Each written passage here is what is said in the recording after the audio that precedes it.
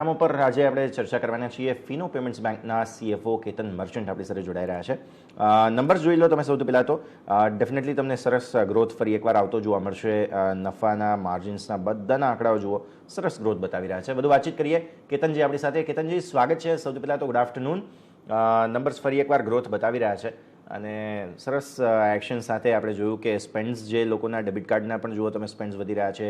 Transactions પણ જુઓ, number of ટ્રાન્ઝેક્શન્સમાં થોડું ઘટાડો છે, પણ તેમ છતાં પણ સરસ એક્શન તમને અહીંયાથી ખાસ બનતું જોવા મળી રહ્યું છે. ઓવરઓલ નંબર્સના કમેન્ટ્સ પહેલાં તો કેતનજી, પછી આપણે ડિટેલમાં ચર્ચા કરીએ.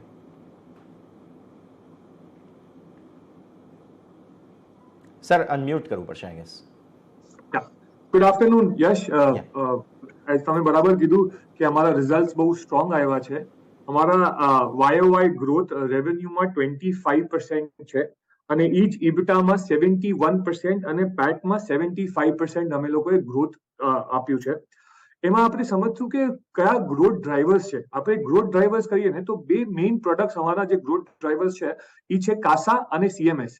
કાસા એટલે આપણે જે કરંટ અને સેવિંગ્સ એકાઉન્ટ અમે સબસ્ક્રિપ્શન બેઝ ખોલીએ છીએ. અમે ઓનલી બેંક છે આપણે ઇન્ડિયામાં અને પરહેપ્સ વર્લ્ડમાં કે જે સબસ્ક્રિપ્શન બેઝડ કરંટ એકાઉન્ટ આપણે અને સેવિંગ્સ એકાઉન્ટ ખોલીએ છીએ. એમાં અમારું માર્જિન 58% છે અને એમાં આપણે ગ્રોથ જોયું છે 97% on a year on year basis. બીજું જે પ્રોડક્ટ છે CMS, એમાં આપણે 86% નું ગ્રોથ જોઈએ છે. એનું બી માર્જિન અમારું 41% ઉપર છે.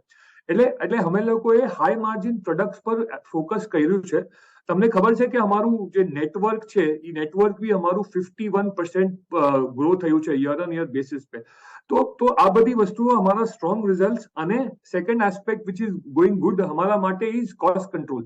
Operating leverage is coming into play. એટલે અમારું કોસ્ટ બી કંટ્રોલમાં છે. એટલે 25% ટોપ લાઇન ગ્રોથ પર અમારું પેટ આવે છે એ 75% ગ્રોથ. એટલે દેટ્સ ધ બિઝનેસ મોડેલ યશ અમે લોકોએ બનાવ્યું છે. સર હવે ઇન્ટરેસ્ટ રેટ્સની અપસાઇકલમાં આપણે છીએ, તો આવી સ્થિતિની અંદર તમને ડિમાન્ડ સિનારીઓ કેવો જોવા મળી રહ્યો છે લોકોનો નવા ખાસ ફંડ્સ માટે થઈને પર્ટિક્યુલરલી?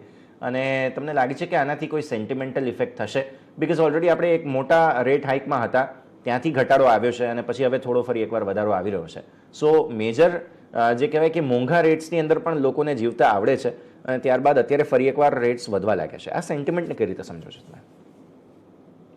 કે આજે રેટ ઇન્ટરેસ્ટ વધારી રહ્યું છે એ ગ્લોબલ ફિનોમિના છે, ખાલી ઇન્ડિયાનું નથી. ગ્લોબલી અક્રોસ રેટ વધી રહ્યા છે. Most of the central bank પાસે કે મોસ્ટ ઓફ ધી કન્ટ્રીઝ પાસે એવું કોઈ ઓપ્શન છે? ઇન્ફ્લેશન જ્યાં સુધી કંટ્રોલમાં નહીં આવે ત્યાં સુધી આ રેટનું થશે. એની સાથે આપણે જોવાનું છે સ્પેસિફિકલી ફોર ઇન્ડિયન ઇકોનોમી, આપણે જે કન્ઝ્યુમર સ્પેન્ડિંગ છે, આપણી કન્ઝ્યુમર ઇકોનોમી ગ્રો થઈ રહી છે. એટલે ઇન્ડિયામાં એનું impact, weather it is inflation એનું ઇમ્પેક્ટ કે રેટ હાઇકનું ઇમ્પેક્ટ, એટલું બધું આપણને રિલેટિવલી ઓછું આવશે as compare to the global world. Rate hike ક્યારે અટકશે એ હજી તો આપણને લાગે છે કે હજી we are 50 basis point of કે ટુ રીચ ધ પીક. એટલે અમારું માનવું એવું છે. અચ્છા, તો ડેફિનેટલી આ મુદ્દા પર અમે ધ્યાન રાખીશું. ડેફિનેટલી જો નંબર્સમાં તમને જોવા મળશે કે જે ROS છે તે 2.36% પર છે. ત્રિમાસિક ધોરણે ડેફિનેટલી અહીંયા ફરી એકવાર સુધારો આવી રહ્યો છે, પણ વાર્ષિક ધોરણે ડેફિનેટલી હજુ પણ તમને જોવા મળશે કે થોડા નીચે છીએ. તો આના ઉપર આપણે વધુ સમજવાની કોશિશ કરીશું. પ્લસ ઓપેક્સ પણ તમને જોવા મળશે કે જે ખાસા એવા વધતા જોવા મળી રહ્યા છે. ઓપરેટિંગ એક્સપેન્સીસ પણ કેતનજી વધ્યા છે અને ROS જે છે તે હજુ પણ YOY એટલે કે વાર્ષિક દર્શીએ જોઈએ તો હજુ પણ થોડા ઓછા છે. આ સ્થિતિને કઈ રીતે જુઓ છો તમે? આપણે બે વસ્તુ આપણે જોઈએ. પહેલા હું ઓપેક્સ વાળું હું તમને કહી દઉં કે અમારું કેવું બિઝનેસ છે કે ઓપરેટિંગ લેવરેજ આવે છે કે બિઝનેસ વધતું જાય. અમારું બિઝનેસ 40% પ્લસ ટ્રાન્ઝેક્શન થ્રુપુટ વધ્યું છે. એ પ્રમાણે અમારું ઓપેક્સ એટલું નથી વધ્યું. એટલે અમારું ઓપેક્સ બી બે વસ્તામાં સ્પ્લિટ છે. એક તો વેરિયેબલ છે જે અમે કમિશન લોકોને આપીએ which is connected to business directly. બીજું વસ્તુ છે કે જે અમારા ફિક્સ કોસ્ટ છે which is in the range of 20%. A largely અમે ફ્લેટ રાખ્યા છે. એટલે આગળ વધીને જેવી રીતે વોલ્યુમ વધશે, જેવી રીતે હાઈ માર્જિન પ્રોડક્ટનું ગ્રોથ થશે, અમારું ડિસ્પ્રોપોર્શનેટ ગ્રોથ પ્રોફિટ પર આવવું જોઈએ એવું મોડેલ અમે બનાવ્યું છે. એટલે ઓપેક્સ ઈ કંટ્રોલમાં થશે અને ઇબિટા અને પેટ માર્જિન આપણે જોઈએ ડેટા સાથે. આ ક્વાર્ટરમાં ઇબિટા માર્જિન ઇઝ 10.1% અને લાસ્ટ ટાઈમ ઇટ વોઝ 7.4%. તો ઈ ગ્રોથ બી આવ્યો છે. 4.6% પેટ માર્જિન પર અમે આવી ગયા છે અને જે મેં તમને કીધું, અમારા હાઈ માર્જિન પ્રોડક્ટ ગ્રો થશે, અમારું કોસ્ટ રિલેટિવલી નહીં વધે, એટલે ઓટોમેટિકલી આરઓઈ અમે લોકો પાછા બેક ટ્રેકમાં છે. અમે લોકોએ લાસ્ટ યર પ્રાઇમરી ઇશ્યુમાં 300 કરોડ રેસ કરેલા, એટલે એનું બી થોડું ઇમ્પેક્ટ આવશે. As and when that money use થશે, એના એસેટ્સ બનશે, એનું યુઝ થશે, એટલે એનું આરઓઈ ડેફિનેટલી વધવું જોઈએ. ઓકે સર, હવે સ્પેન્ડ્સની વાત કરીએ. ફેસ્ટિવ સિઝનમાં સ્વાભાવિક છે કે ખાસું એવું લોકોએ શોપિંગ કર્યું છે અને સ્પેન્ડ્સ ડેફિનેટલી વધેલા છે. આ નંબર્સ તો હજુ ત્રીજા ત્રિમાસિકમાં આપણે જોઈશું, પણ એ પહેલાં સેકન્ડના જે નંબર્સ છે તે પણ બતાવે છે કે સ્પેન્ડિંગ વધી રહ્યા છે. સો મેં તમને કીધું ને યશ, કે Indian economy is a consumer lead economy. દુનિયામાં કંઈ પણ થાય છે, આપણો જે પોપ્યુલેશન છે એ જ આપણી સ્ટ્રેન્થ છે. અને 2 વર્ષ પછી લોકો કોવિડમાંથી બહાર આવ્યા છે, લોકો સ્પેન્ડ કરે છે. અમારા બિઝનેસમાં બી અમને ખબર પડે છે કે લોકો, અમારા ટ્રાન્ઝેક્શન બિઝનેસ, થ્રુપુટ બિઝનેસ બધું ફેસ્ટિવલ સિઝનમાં વધતું જાય છે. અને that is not only for payment sector, it is for all. Overall festive સિઝનમાં લોકોની કન્ઝ્યુમર સ્પેન્ડિંગ વધતી જાય છે, અને that is very good for Indian economy as a whole, and that is very good for overall results as well. બધી કંપનીના business પૈસા ફેર થાય છે, અને that is good. And we can continue two expect people after Covid actually લોકોને બહાર જઈને કન્ઝ્યુમર સ્પેન્ડિંગ કરવું છે, અને એપેટાઇટ બી છે. So it is good for Indian economy. Yes, definitely sir.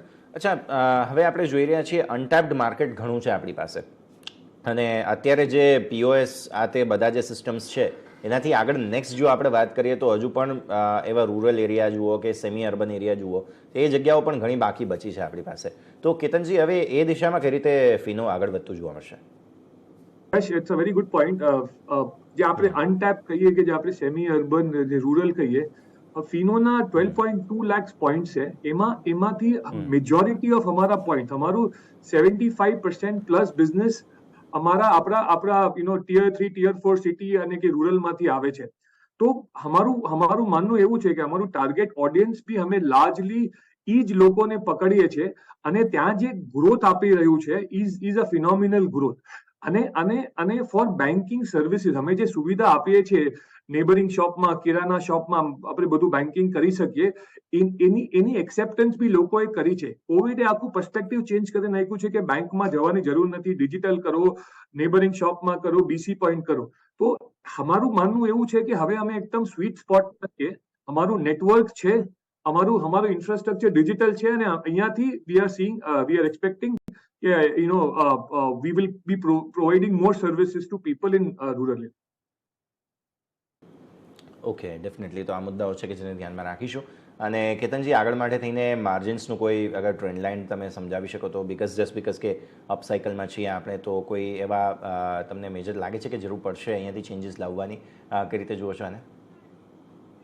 Margin quarter by quarter, sequential quarter આપણે કહીએ ને, તો 30.3 થી 30.9 આવી ગયા છે. મેં તમને પહેલા બી કીધું, અમારા જે બે ગ્રોથ છે એ કાસા છે, એમાં અમારું માર્જિન 58% છે, અને કેશ મેનેજમેન્ટ છે જેમાં અમારું માર્જિન 41% છે. તો અમારું આખું મોમેન્ટમ અમારી સાથે છે. તો અમે લોકો એક્સપેક્ટ કરીએ છીએ કે margin from here will further improve. અને બીકોઝ અમારા જે ફોકસ છે, અમારું જે ગ્રોથ ડ્રાઈવર્સ છે, એ બી બહુ હાઈ માર્જિન વાળા પ્રોડક્ટ છે, એટલે અહીંયાથી we are seeing an upside coming in the margin.